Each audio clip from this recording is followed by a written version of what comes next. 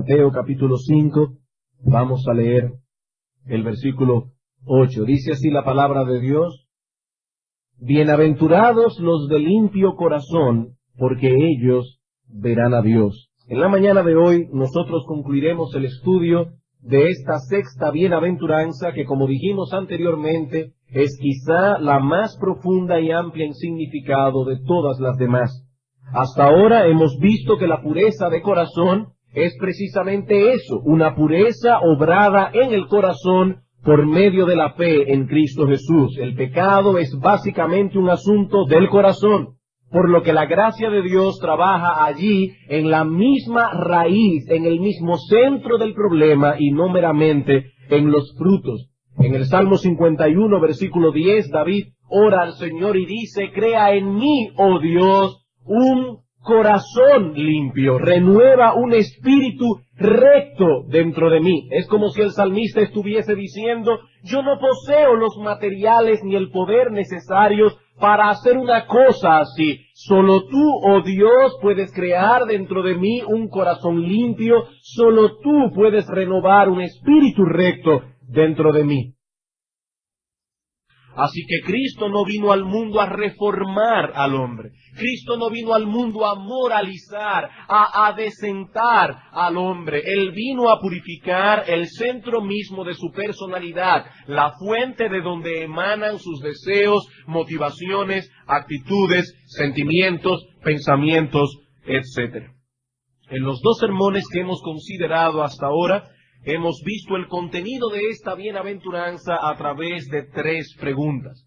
Preguntamos en primer lugar, ¿qué es ser puro de corazón? Luego, ¿cómo puede ser el corazón purificado? Y la semana pasada vimos la tercera pregunta, ¿cómo se evidencia la pureza de corazón? A lo que respondimos que donde esa obra ha sido efectuada, en primer lugar, debe haber una genuina inclinación a la santidad de pensamientos, de motivaciones, de actitudes y de conducta. Y no nos cansaremos de repetir que se trata de una santidad que va de adentro hacia afuera. Comienza con los pensamientos y las motivaciones y de ahí alcanza las actitudes que asumimos, las cosas que hacemos. En segundo lugar, dijimos que donde ha habido una pureza o una purificación en el corazón, debe haber una conciencia y una carga por las impurezas que aún permanecen en el corazón. Debido a la permanencia del pecado en nosotros, la pureza de corazón no es absoluta de este lado del cielo.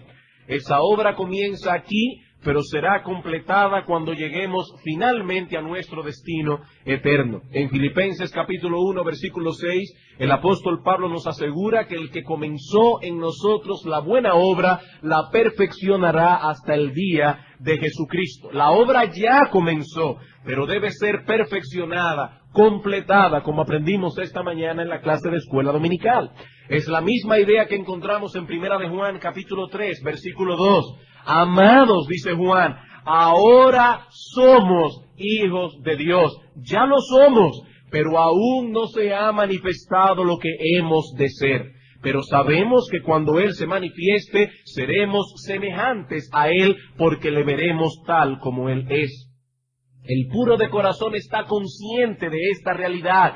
Él no es ahora lo que será finalmente. Él sabe que el pecado mora en su cuerpo no glorificado. Conoce ahora más que nunca las impurezas de su corazón, esas corrupciones internas que nadie ve. Sus luchas más violentas son contra sus motivaciones pecaminosas, contra sus malos pensamientos, contra la tendencia que percibe en su interior de alejarse de Dios y de rebelarse contra su voluntad, aun a pesar de todas las cosas que Dios ha hecho por nosotros. Se avergüenza el puro de corazón al percibir en ocasiones que la llama de su amor a Dios ha menguado, o que guarda amargura y resentimiento contra alguien que le ha ofendido, o que tiene por momentos indiferencia hacia la palabra de Dios. Todas esas cosas atormentan al puro de corazón. Mientras los demás se contentan con mantener su conducta dentro de los parámetros de la moral y la decencia, el puro de corazón anhela verse librado del orgullo, de los malos pensamientos, de las motivaciones indignas, etc. Y finalmente dijimos que debe haber una preocupación seria por hacer uso de aquellos medios que Dios ha instituido para que crezcamos en santidad. Todo aquel que ha sido purificado en el corazón desea ser cada vez más puro. Al igual que el apóstol Pablo, este hombre dice, yo no pretendo haberlo alcanzado, sigo corriendo, poniendo mi cuerpo en servidumbre con tal de poder llegar a la meta. ¿Y cuál es esa meta? Ser igual a Cristo en todo. Por eso se esfuerza en hacer uso de todos aquellos medios que lo llevarán cada vez más cerca de ese propósito. ¿Cuáles son esos medios? La palabra de Dios, la comunión con aquellos que son puros de corazón, la oración constante, etc. En la mañana de hoy, nosotros pasaremos a considerar nuestra cuarta y última pregunta con respecto a la sexta bienaventuranza, y es la siguiente. ¿Cuál es el significado de la promesa contenida en este texto? ¿Cuál es el significado de la promesa contenida en nuestro texto? El Señor Jesucristo nos dice en esta sexta bienaventuranza que los puros de corazón verán a Dios y que precisamente por eso son bienaventurados. Bienaventurados los puros de corazón. Felices con una felicidad plena, total, absoluta, los puros de corazón. ¿Por qué? Porque ellos verán a Dios.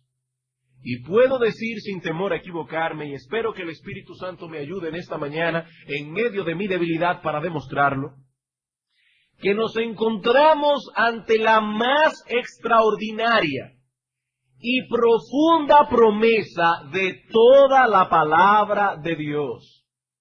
Y de igual modo podemos decir que ninguna otra promesa podría ser más amplia en su alcance ni más consoladora. ¿Qué dice Cristo? Los puros de corazón verán a Dios. De hecho, es esa capacidad de ver a Dios lo que los mueve a purificarse cada vez más y más. Como escribió un puritano, George Swinnock, aquellos que conocen su belleza y su bondad no pueden dejar de amarle. Los que conocen su poder y fidelidad no pueden dejar de confiar en él. Nada tiene un efecto más poderoso en la vida de un hombre que la capacidad de ver a Dios.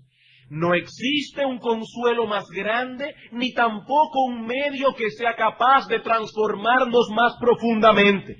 En 2 Corintios capítulo 3, versículo 18, el apóstol Pablo escribió, por tanto nosotros todos, mirando a cara descubierta como en un espejo la gloria del Señor, somos transformados de gloria en gloria en la misma imagen. Nosotros hoy, seguramente antes de salir para acá, nos miramos en un espejo. Pero debemos saber que los espejos en el tiempo del Señor no son iguales, no eran tan eficientes como nuestros espejos de hoy. En ese tiempo el espejo era hecho de bronce, de manera que la imagen bronce bruñido, la imagen que se reflejaba en ese bronce no era tan fiel como la que nosotros tenemos en el día de hoy en nuestros espejos. Él está diciendo, nosotros hoy vemos a Dios, pero no lo vemos con esa claridad con que lo veremos algún día. Hoy lo vemos como en un espejo. Pero a pesar de que nuestra visión es parcial en esta vida presente, aún así, esa visión parcial nos transforma de gloria en gloria en la misma imagen. En la misma medida en que una persona ve a Dios, en esa medida es transformado de gloria en gloria. Alguien debe estar pensando, pero pastor, ¿cómo es eso de que nosotros podemos ahora ver a Dios? Si la Escritura dice que Él es Espíritu. Y que ningún hombre lo ha visto ni podrá verlo jamás. ¿Qué significan esas palabras? Bueno, ciertamente las Escrituras nos enseñan que Dios es Espíritu, y por lo tanto que es invisible. Pero me adelanto a decir que no existe contradicción alguna entre esa declaración y la promesa que encontramos en la sexta bienaventuranza. Los puros de corazón verán a Dios. Y esa es la promesa que Cristo nos ha dado. Miles y miles de cristianos a través de las edades y a través del mundo entero pueden dar testimonio de que las palabras de Cristo son fieles y verdaderas. ¿Qué significan entonces estas palabras? Bueno, de este texto o de esta promesa nosotros podemos extraer al menos 3 enseñanzas que nos permitirán comprender cuál es la promesa que Cristo ha dado a los puros de corazón. 3 enseñanzas. En primer lugar, esta promesa nos enseña que los puros de corazón tienen una visión que antes no tenían. Los puros de corazón tienen ahora, que son puros de corazón, una visión que antes no tenían y que los que no son puros de corazón no tienen. Nuestro texto dice que los limpios de corazón verán. Verán. Los demás no pueden ver lo que ellos ven. ¿Por qué? Porque aquellos tienen un corazón entenebrecido. Y el estado del inconverso en ese sentido es terrible. Ellos no solo no quieren ver, tampoco pueden. Los inconversos ni quieren ni pueden ver. Esa es la enseñanza que encontramos en 2 Corintios capítulo 4. 2 Corintios capítulo 4, versículos 3 al 4. Dice el apóstol Pablo: pero si nuestro evangelio está aún encubierto, entre los que se pierden está encubierto, en los cuales el Dios de este siglo cegó el entendimiento de los incrédulos para que no les resplandezca la luz del evangelio de la gloria de Cristo, el cual es la imagen de Dios. ¿Cuál es el estado de los inconversos? Ellos están ciegos, ellos no pueden ver la luz que emana de la gloria de Dios. Es la misma enseñanza que encontramos en 1 Corintios capítulo 2. 1 Corintios capítulo 2, versículo 9. Un texto que, como hemos dicho muchas veces, algunas personas interpretan incorrectamente pensando que se refiere al cielo. Pero aquí no está hablando del cielo. Aquí está hablando de las cosas espirituales. Y dice: antes bien, como está escrito, cosas que ojo no vio, ni oído oyó, ni han subido en corazón de hombre, son las que Dios ha preparado para los que le aman. Todas las cosas que Dios ha preparado para los que le aman, el cielo, la gloria de Dios, el evangelio, la salvación, todas esas cosas no han subido en corazón de hombre. ¿Por qué? Versículo 14. Porque el hombre natural, el hombre que no ha sido regenerado, aquel que no ha nacido de nuevo, el hombre natural no percibe las cosas que son del Espíritu de Dios. ¿Por qué? Porque para él son locura y no las puede entender porque se han de discernir espiritualmente. Ni quiere ni puede. El hombre en su estado natural no puede ver las realidades espirituales, no puede percibir las cosas de Dios. Su mente está entenebrecida y por consiguiente no puede captar aquellas cosas que están más allá de sus ojos físicos. Su ceguera no se lo permite. La santidad de Dios le es indiferente a este individuo y por lo tanto es indiferente también a su propio pecado. Como él no puede contemplarse a sí mismo a la luz de la santidad divina, no percibe la corrupción que corroe su alma. El puro de corazón, en cambio, puede ver esas cosas. Y porque las ve, él razona y se comporta de una manera distinta. Sus ojos han sido abiertos y él ahora ve cosas que no se ven. 2 Corintios capítulo 4 otra vez. El creyente ahora ve cosas que no se ven.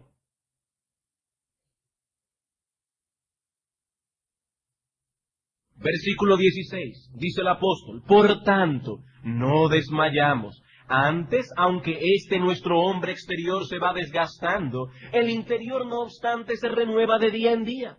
Porque esta leve tribulación momentánea produce en nosotros un cada vez más excelente y eterno peso de gloria, no mirando nosotros las cosas que se ven, sino las que no se ven. Pues las cosas que se ven son temporales, pero las que no se ven son eternas. El creyente tiene capacidad de ver cosas que no se ven. Y aquí no se está hablando obviamente de una visión física, sino más bien de una visión espiritual. Así como el cuerpo tiene el sentido de la vista, por el medio del cual nosotros podemos entrar en contacto con todas las realidades físicas que nos rodean, así también el alma tiene ojos. ¿Saben ustedes cuáles son los ojos del alma? La fe. Y por medio de la fe somos capacitados para ver las cosas que no se ven. Eso es lo que dice Hebreos, en Hebreos capítulo 11, versículo 1. Es pues la fe, la certeza de lo que se espera, la convicción de lo que no se ve. Así que la fe no es un salto al vacío, como enseñó alguien una vez. La fe es una convicción implantada en el alma por el Espíritu Santo en todos aquellos que han sido salvados por la gracia de Dios. Supongamos por un momento que aquí tenemos a un individuo incrédulo y de este otro lado a uno creyente. El creyente afirma al incrédulo estar totalmente convencido de que después de la muerte lo espera una existencia bienaventurada en la Nueva Jerusalén. El incrédulo le pregunta, ¿alguna vez has visto esa ciudad? No, nunca la he visto. Pero tengo la firme convicción de que esa ciudad existe, y más aún de que tengo en ella un lugar reservado para mí. ¿Tiene derecho el incrédulo de tildar al creyente de ser un tonto por creer en algo que no ha visto con sus ojos? ¿No podría ser que ese creyente tiene un conocimiento que el otro no posee? No podemos olvidar que ese que ahora cree fue incrédulo en el pasado. ¿Debemos concluir que se volvió más estúpido o que ahora conoce cosas que antes no conocía? Si las realidades espirituales están fuera de mi alcance, más tonto sería yo si las negara. ¿No sería sensato que un ciego de nacimiento negara la existencia de la luz por el hecho de que él nunca la ha visto? Eso no sería sensato de su parte. Él es ciego, no puede verlo, pero la luz existe. La luz existe. Muchos hombres y mujeres han estado dispuestos a dar sus vidas en el pasado para defender el Evangelio. Y murieron gozosos en medio del martirio porque por medio de la fe veían la promesa que les aguardaba. Así que lo primero que aprendemos de estas palabras es que el puro de corazón posee una visión que antes no tenía y que los demás tampoco tienen. Pero nuestro texto no se detiene allí. La promesa incluye algo más específico. Allí dice que los puros de corazón verán a Dios. Y eso nos lleva de la mano a nuestra segunda enseñanza. Y es esta. Los puros de corazón poseen la capacidad de ver a Dios en una forma que los demás no pueden verlo. Que nos enseña nuestro texto que los puros de corazón poseen la capacidad de ver a Dios en una forma en que los demás no pueden verlo. Y con esta promesa ocurre lo mismo que con muchas otras de las Escrituras. Aunque su cumplimiento cabal y completo se encuentra en el futuro, aún así comenzamos a disfrutarlo en el presente. Por ejemplo, en Efesios capítulo 1, versículos 13 y 4 se nos dice que el Espíritu Santo nos ha sido dado como una garantía. ¿Qué significa eso? Como un adelanto, como un anticipo. ¿De qué? De las cosas que hemos heredado en Cristo. El Espíritu Santo nos ha sido dado como una garantía hasta la redención de la posesión adquirida, hasta que finalmente tengamos en la mano lo que se nos ha prometido. Eso quiere decir que no disfrutamos aún de toda la herencia, pero a través del Espíritu Santo que mora en nosotros podemos disfrutarla en parte ahora. Por ejemplo, en el Salmo 16, versículo 11, se nos dice que en la presencia de Dios hay plenitud de gozo. Cuando lleguemos a nuestro destino final, experimentaremos un gozo que es totalmente desconocido por nosotros hasta ahora. Un gozo total, pleno. Pero, por medio del Espíritu Santo, el creyente ahora disfruta en parte de esa bendición. Dios nos ha dado un adelanto. Dios nos ha dado un anticipo. En Gálatas capítulo 5, versículo 22 al 23, Pablo nos dice que el fruto del Espíritu es.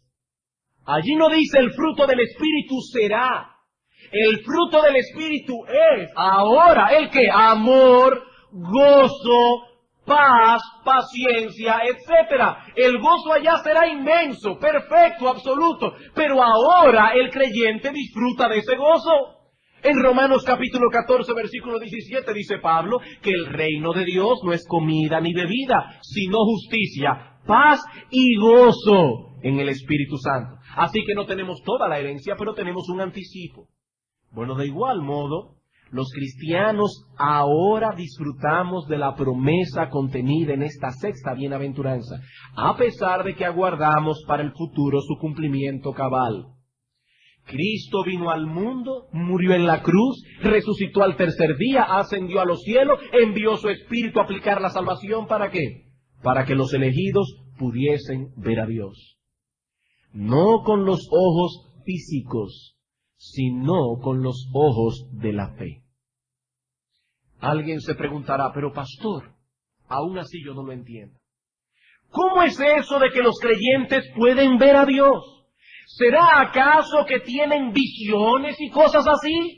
Que como decía un famoso predicador pentecostal, el Señor se metía por su ventana, se le sentaba en la cama y le decía, fulano, levántate que te quiero decir unas cuantas cosas. ¿Es en ese sentido que los creyentes ven a Dios? Por supuesto que no, por supuesto que no. Los puros de corazón ven a Dios, primeramente en el sentido de que pueden discernir su verdadero carácter. Ellos pueden discernir su verdadero carácter. Como sus ojos han sido purificados, ahora ellos tienen una visión 20/20 y ven a Dios como Él es. No se necesita ser un creyente para apercibirse de que hay un Dios. Muchos incrédulos creen eso. No se necesita ser un creyente para creer y aceptar que Él es el creador de los cielos y de la tierra. Aún un incrédulo puede aceptar esto. Pero como su entendimiento se encuentra entenebrecido, a ese incrédulo le es imposible entender el carácter verdadero de ese Dios. El incrédulo no puede reconciliar en su mente el hecho de que Dios es infinitamente santo y justo y al mismo tiempo infinitamente bueno y amoroso. Eso está fuera de sus posibilidades. Él no puede entender cómo en la misma Biblia encontramos un texto como Juan 3:16, de tal manera amó Dios al mundo que dio a su Hijo unigénito para que todo aquel que en él cree no se pierda, mas tenga vida eterna. Dios es amor. Y también Apocalipsis 21:8. Pero los cobardes e incrédulos, los abominables y homicidas, los fornicarios y hechiceros, los idólatras y todos los mentirosos tendrán su parte en el lago que arde con fuego y azufre, que es la muerte segunda. Él no puede reconciliar esas cosas. Pero el puro de corazón no tiene ninguna dificultad en hacerlo. Él puede apreciar el carácter divino como el hombre natural nunca podrá hacerlo. Él ve a Dios como Dios es, tal como Él se nos ha revelado en su palabra y no como a nuestra imaginación se le antoja que Dios debe ser. El puro de corazón sabe que Dios es bueno y perdonador, pero que al mismo tiempo no tendrá por inocente al culpable. De tal manera que ese Dios puede declarar en su palabra en Juan 3:36, el que tiene al Hijo de Dios tiene la vida. El que rehúsa creer en el Hijo no verá la vida, sino que la ira de Dios está sobre él. Yo no puedo concebir a un Dios así. El Dios en el que yo creo es todo amor, y no puedo imaginármelo condenando a sus criaturas. Amigo, Dios es como es, no importa cómo tú te lo imagines.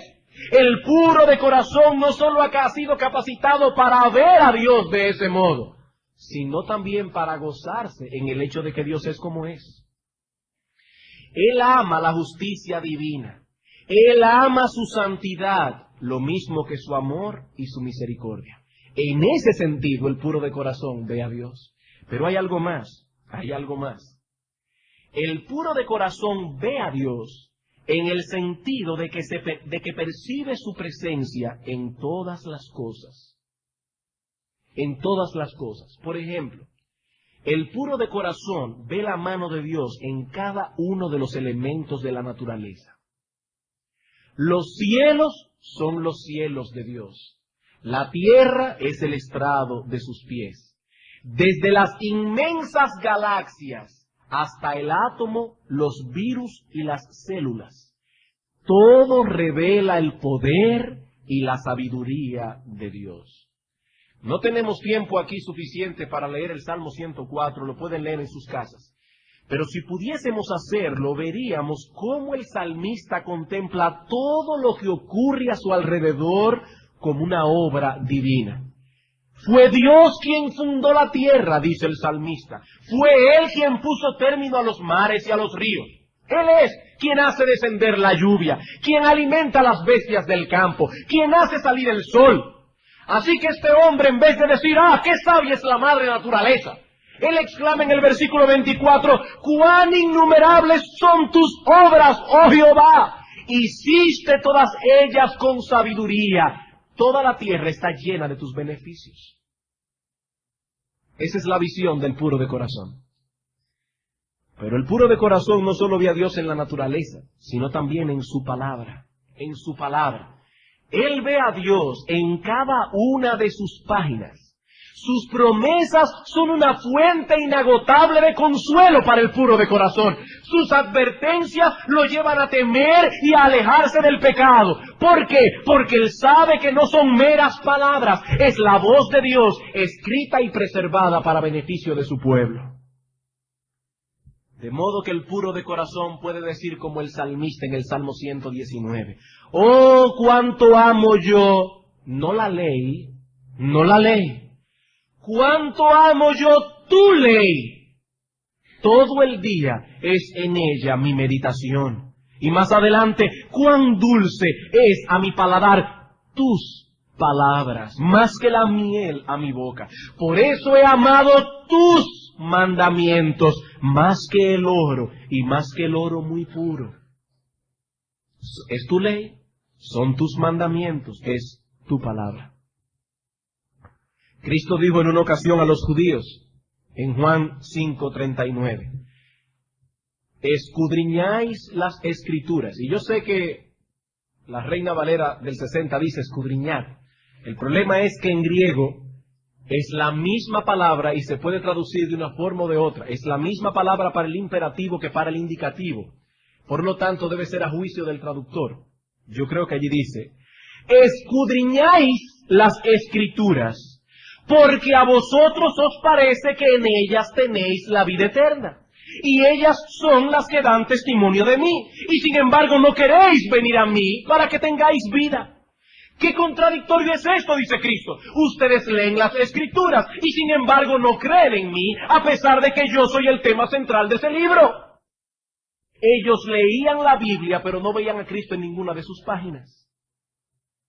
Hay muchas personas que leen la Biblia todos los días, o por lo menos la leen de vez en cuando. Pero cuando la leen, solo encuentran dogmas, deberes, ritos del Antiguo Testamento, ceremonias, historias, pero no ven a Dios. No pueden ver a Dios. ¿Saben por qué? Porque no son limpios de corazón. Los limpios de corazón ven a Dios en todas esas cosas. Pero hay algo más aún. El puro de corazón ve a Dios en todo cuanto le ocurre. El puro de corazón ve a Dios en todo lo que le ocurre. Cuando las cosas le están saliendo bien, él ve la mano de Dios bendiciéndole a través de la prosperidad. Pero cuando las cosas le están saliendo mal, también allí puede ver la mano de Dios bendiciéndole a través de la aflicción. Hace unos años atrás leí la historia de ese famoso predicador del pasado, Matthew Henry, el autor del comentario de toda la Biblia. En una ocasión Matthew Henry fue robado por unos ladrones y al otro día escribió en su diario, Señor, te doy gracias porque aunque me quitaron el dinero, no me quitaron la vida. También te doy gracias porque el dinero que me robaron no fue mucho. Y en tercer lugar te doy gracias porque yo fui robado y no el que robó. Ese hombre veía a Dios. Él veía a Dios. Él era puro de corazón. Fue esa visión teocéntrica de las cosas la que llevó a Ana a exclamar: el Señor da muerte y da vida. Él hace descender al Seol y hace subir. Él es el que empobrece y el que enriquece. Él humilla y también exalta. Dios es soberano. Y eso llena de confianza a los puros de corazón. ¿Y los demás? No, los demás solo pueden ver lo que sus ojos físicos ven. Que el marido es cruel y desconsiderado, que la esposa es rencillosa, que el jefe es insoportable, que los precios siguen subiendo, que un virus lo atrapó y lo postró en cama por unos días, y como ellos no pueden ver otra cosa, se abaten y desesperan en medio de la aflicción. Al sentirse impotentes, se llenan de amargura y de resentimiento. Pero Cristo dice: bienaventurados los puros de corazón. ¿Y por qué, Señor, son bienaventurados? ¿Por qué son felices? Porque ellos verán a Dios. Los demás son infelices y desgraciados porque no pueden verlo. Sus ojos solo pueden enfocar las causas secundarias, pero nada saben de un Dios soberano que hace todas las cosas conforme a su santa y buena voluntad. Fue esa capacidad de ver lo que no se ve la que sostuvo a Moisés cuando se encontraba con el Mar Rojo por un lado y el ejército de Faraón por el otro. Por la fe, dice el autor de Hebreos, dejó a Egipto, no temiendo la ira del rey, porque se sostuvo como viendo al invisible. Hermanos, tratemos por un momento de imaginarnos la escena. Moisés se había hecho responsable de guiar a un pueblo de más de 600,000 personas por el medio del desierto hasta la tierra de Canaán. Después de varios intentos, Faraón por fin deja que el pueblo abandone a Egipto. Pero no se habían alejado mucho cuando este hombre perverso cambia de idea y decide perseguirlos para acabar con ellos. Y el lugar del encuentro no podría ser más desventajoso para Israel. Estaban frente al Mar Rojo, acorralados por una inmensa masa de agua, sin armas para defenderse y con un ejército numerosísimo y poderosísimo detrás. ¿Qué hubiese sucedido si Moisés en ese momento hubiese perdido de vista a Dios? ¿Cómo hubiera reaccionado Moisés? Bueno, seguramente se habría llenado de miedo. O tal vez hubiera reaccionado con amargura y resentimiento. ¿Por qué, Dios, me trajiste hasta aquí? ¿Con qué propósito? Toda esta gente perecerá por culpa mía. Yo tenía una vida hecha en el desierto, en Madián, con mi esposa y con mis hijos, pero ahora todo ha terminado. No hay salida para mí excepto la muerte. ¿Fue esa la reacción de Moisés? Todos sabemos que no. ¿Qué hizo la diferencia? El autor de Hebreos nos lo dice. Moisés estaba viendo al invisible.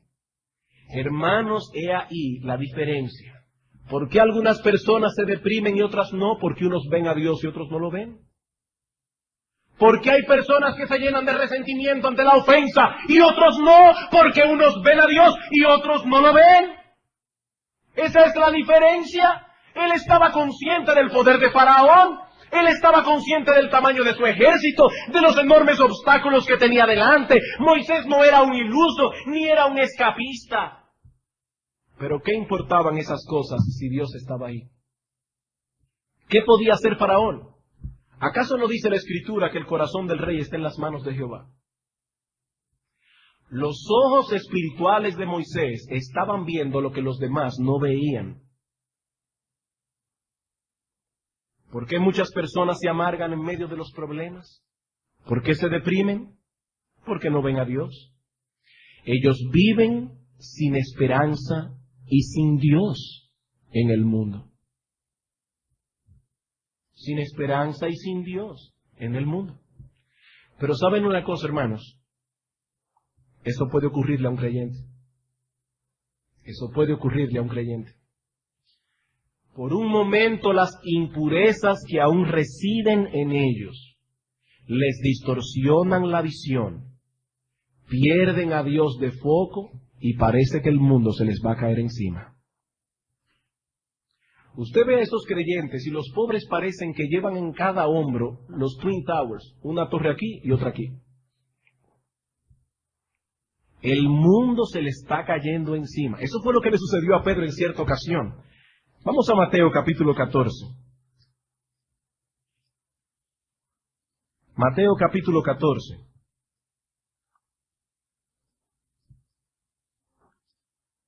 Una historia muy conocida. El Señor Jesucristo deja que los discípulos se vayan adelante en una barca. A medianoche la barca está a punto de zozobrar. Cristo ve con una visión milagrosa que los discípulos están en dificultad y decide alcanzarlos caminando por las aguas. El Señor caminó 4 o 5 kilómetros, dice Juan, hablando claro en medida de estadios. Y cuando los discípulos se dieron cuenta que era el Señor, el apóstol Pedro, en su carácter impulsivo, dice: Señor, si eres tú, manda que yo vaya a ti caminando. Versículo 28. Entonces le respondió Pedro y dijo: Señor, si eres tú, manda que yo vaya a ti sobre las aguas. Y él dijo: ven. Y descendiendo Pedro de la barca, andaba sobre las aguas. Pedro caminó para ir a Jesús. Pero al ver el fuerte viento, tuvo miedo. Y comenzando a hundirse, dio voces diciendo: Señor, sálvame. Al momento Jesús, extendiendo la mano, asió de él y le dijo: hombre de poca fe, ¿por qué dudaste? Fíjense, durante un poco de tiempo al menos, Pedro caminó sobre el mar. Pero no había dado más que unos pocos pasos cuando su cuerpo comenzó a hundirse en el agua. Y nos preguntamos, ¿qué fue lo que pasó? Las circunstancias no habían cambiado. El viento seguía soplando igual que cuando él bajó de la barca. Las olas eran iguales de fuerte. La diferencia estuvo en el cambio de visión. Mientras Pedro se mantuvo viendo a Cristo, no hubo dificultad alguna. Pero una vez quitó la vista a la vista del Señor para ponerlo en el viento y en las olas, comenzó a hundirse. ¿Saben lo que ocurre normalmente cuando leemos este relato? Que sentimos simpatía por Pedro.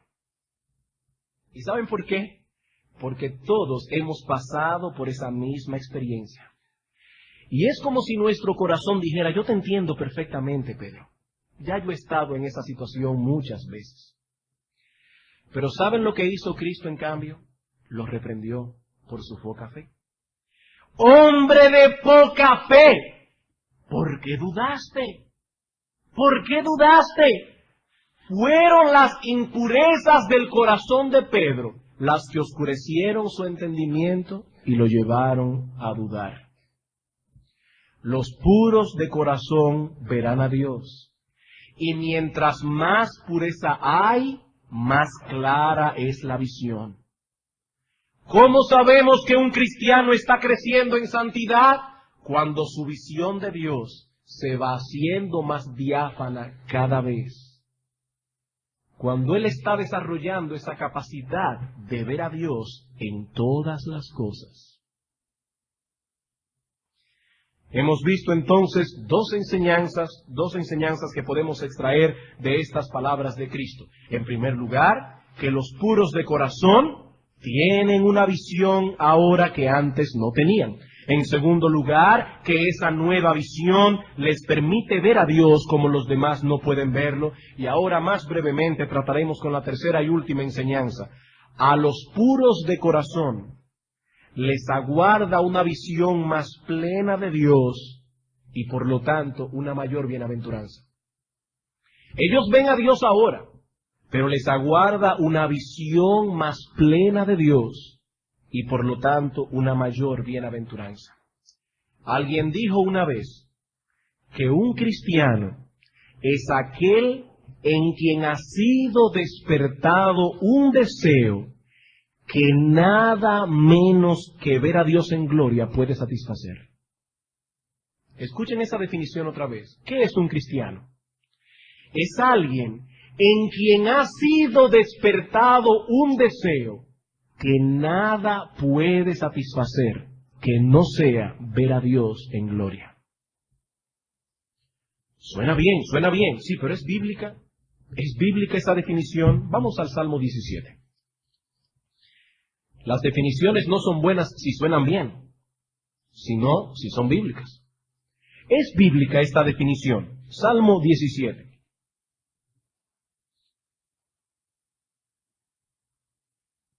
Versículos 13 al 14.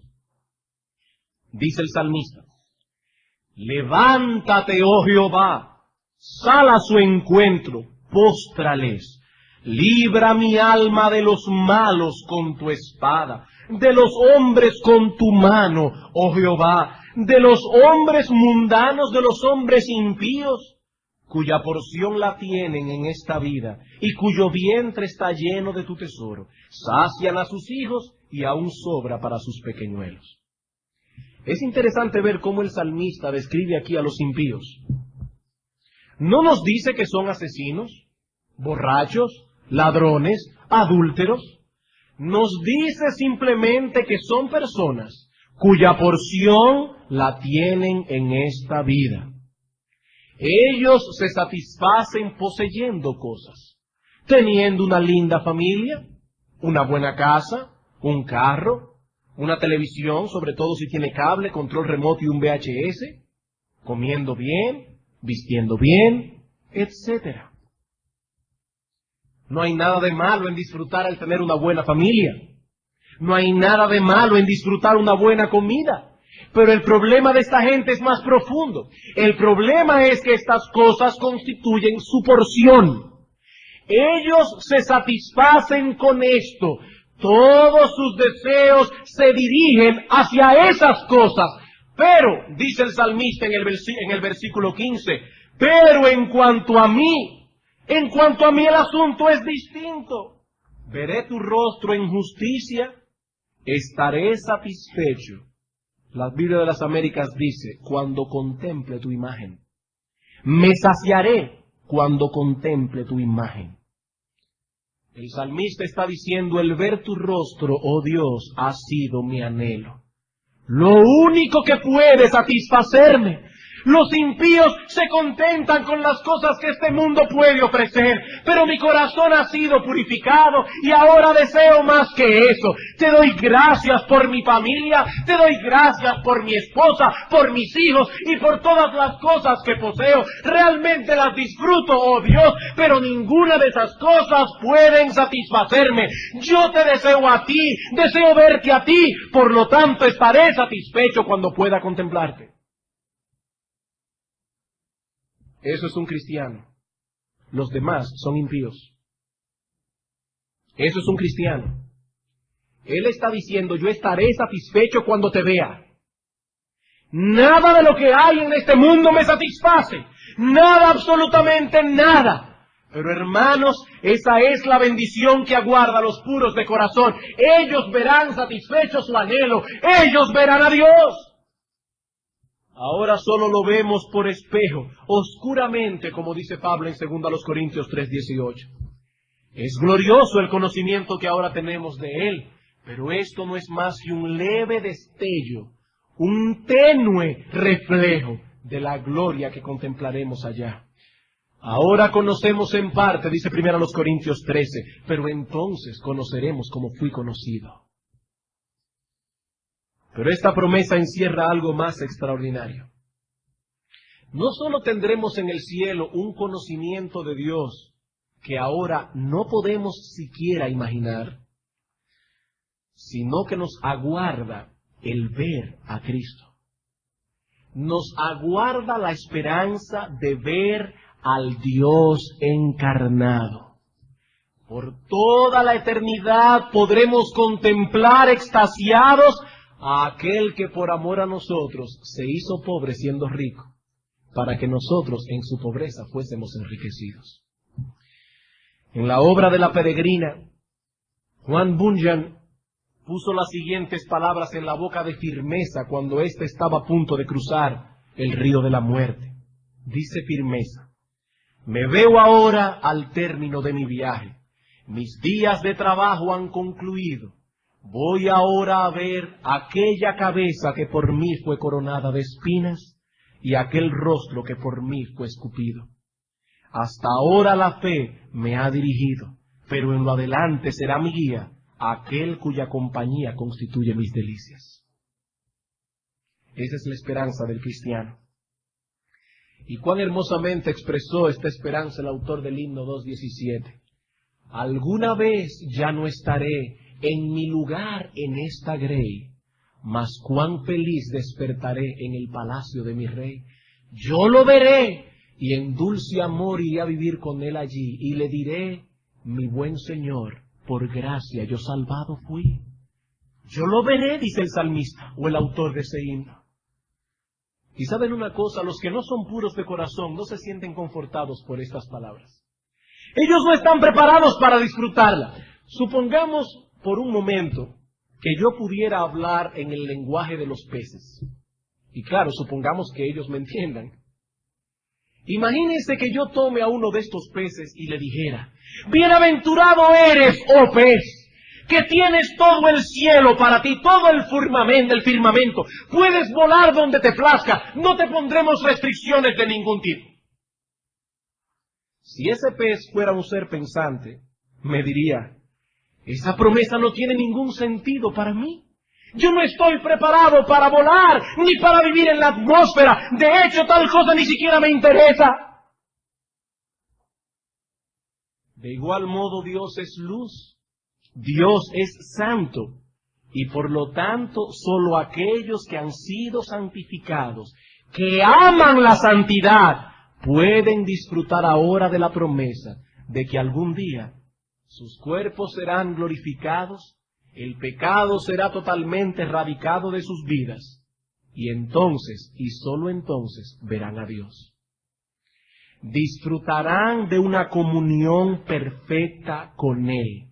Lo verán como nunca antes lo habían visto. Como nunca antes lo habían visto. Apocalipsis capítulo 22. Versículo 1. Después me mostró un río limpio de agua de vida, resplandeciente como el cristal que salía del trono de Dios y del Cordero.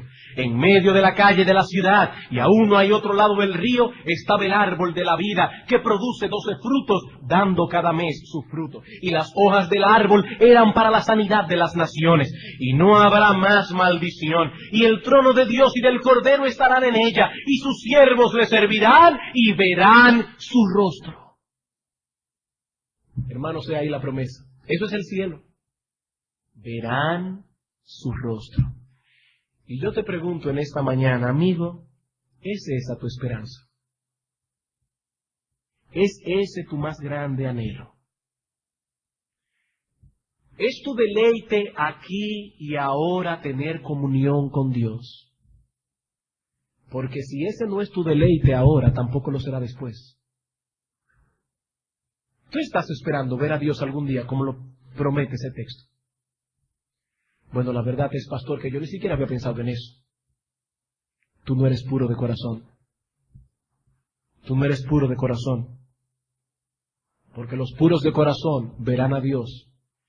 Y el que alguna vez ha visto, aunque sea un leve destello de la gloria de Dios, le va a pasar lo mismo que a Moisés. Estuvo 40 días y 40 noches con Dios, hablando cara a cara. Y cuando bajó del monte le pidió, Señor, muéstrame tu gloria. No estaba satisfecho. El que ha visto, aunque sea un breve, leve, tenue destello de la gloria de Dios, desea más. Si tú no deseas eso, tú no has visto nunca a Dios. Y si tú no has visto nunca a Dios, es porque tú no eres puro de corazón. Yo no sé cuánto tiempo tienes en esta iglesia. Tú no eres puro de corazón. Tu corazón no ha sido purificado. Y en cuanto a ti, hermano regenerado, por la gracia de Dios, ¿qué tan clara es tu visión de Dios ahora? ¿Qué tan clara? ¿Puedes ver su mano en medio de las aflicciones, lo mismo que en medio de la prosperidad? ¿O eres de aquellos que solamente están viendo al marido cruel y desconsiderado, o a la esposa rencillosa, o al jefe insoportable, o que los precios siguen subiendo, o el virus que te atrapó? ¿Tú puedes ver a Dios? ¿O tus ojos solamente ven las causas secundarias? ¿Qué tan clara es tu visión? Si eres puro de corazón, debes ver a Dios. Y si estás creciendo en santidad, debes verlo más claramente cada día. ¿Por qué son bienaventurados los puros de corazón? Porque ellos verán a Dios. Y porque lo pueden ver, pueden decir como el apóstol Pablo: yo he aprendido a contentarme cualquiera que sea mi situación. Yo sé que Dios está ahí moldeando mi carácter, purificando cada vez más mi corazón. Algún día lo veré cara a cara y entonces podré disfrutar de una comunión perfecta con Él. Nunca más tendré que ir a Él avergonzado a pedirle perdón. Nunca más tendré una conciencia que me acuse de que yo no lo amo como debo amarle. Nunca más tendré que ir a decirle: Señor, perdóname porque otra vez he sido ingrato contra ti. Nunca más, hermanos. Hermanos, si tú al oír estas palabras, o amigo que estás aquí, en tu corazón no dice gloria a Dios, aleluya por esas promesas, tú no conoces a Dios. Tú no conoces a Dios. Ay, hermanos, qué bueno será. Nunca más tendremos una conciencia herida. Nunca más, nunca más, nunca más tendremos que pedirle perdón. Nunca más habrá arrepentimiento, nunca más. Nunca más lucha con el orgullo, nunca más lucha con la lascivia, nunca más lucha con la codicia, nunca más. Nunca más. Así será nuestra vida cuando nosotros veamos a Dios cara a cara. Esa es nuestra esperanza, hermanos. Esa es nuestra esperanza, la llegada de ese día. ¿Y qué podemos decir? Que Dios nos ayude ahora a experimentar el anticipo de esa promesa cada vez más profundamente. No lo olvides, solo los que ven a Dios son bienaventurados. Para los demás la vida es un hastío, pero solo los puros de corazón verán a Dios. Esa bendición está reservada para aquellos en quienes la gracia perdonadora y santificadora de Dios ha obrado. Que Dios nos abra el entendimiento para que estas cosas encuentren un lugar en nuestro corazón. Vamos a orar. Oh Dios bendito, Señor y Dios nuestro, cuán grandes son tus promesas, y no solamente grandes, sino fieles y verdaderas. Padre, nosotros no podemos entender tanta bondad, porque aún nosotros que hemos visto un destello de tu gloria, que hemos participado de la redención, que sabemos que Cristo ha muerto por nosotros en una cruz, aún nosotros a veces somos tan ingratos contigo. Y tú eres tan bueno, Señor. Tú eres bueno y perdonador y grande en misericordia para con todos los que te invocan.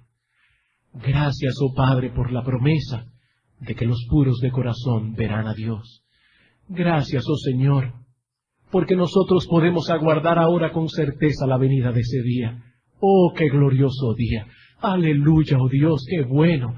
Saber que algún día el pecado será totalmente erradicado de nuestra vida y ya nunca más te ofenderemos, nunca más te desagradaremos, viviremos siempre con tu rostro sonriente sobre nosotros. Bendito seas, oh Señor, y bendito aquel varón, nuestro Señor Jesucristo, que derramó su sangre para que esto fuese posible. Pero ahora te pedimos, oh Padre bendito, mira muchos aquí que están sentados en esta mañana escuchando tu palabra y que no han sido purificados en sus corazones. Ayúdales, oh Señor, que ellos puedan ver su condición y que humillados vayan delante del trono en este día clamando por misericordia. Señor, salva a algunos aquí, bendícenos. Te lo suplicamos en el precioso nombre de nuestro Redentor, aquel varón de dolores experimentado en quebrantos, aquel que es señalado entre 10,000, nuestro hermoso Salvador, Jesucristo. Amén.